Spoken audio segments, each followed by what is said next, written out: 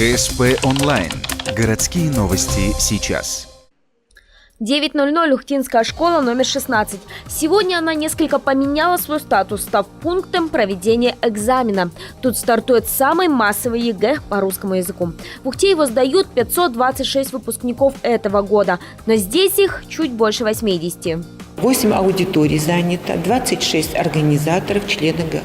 Надо сказать, что сегодня у нас русский язык сдают и дети с ограниченными возможностями здоровья. То есть 80 человек – это единый государственный экзамен, и 3 человека – дети, которые с ограниченными возможностями здоровья, они в отдельной аудитории. Но доскональную проверку проходят все.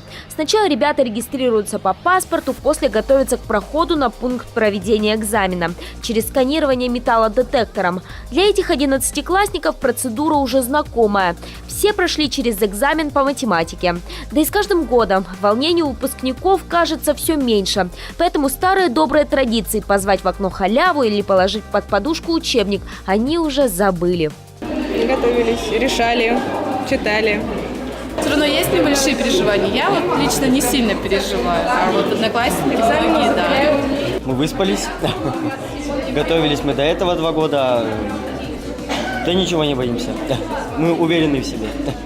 В аудитории они могут пронести только паспорт, черную гелевую ручку, воду, еду и лекарства по рекомендации врача. В классе им не разрешается перешептываться, ходить, передавать бланки с заданиями, еще целый перечень нет.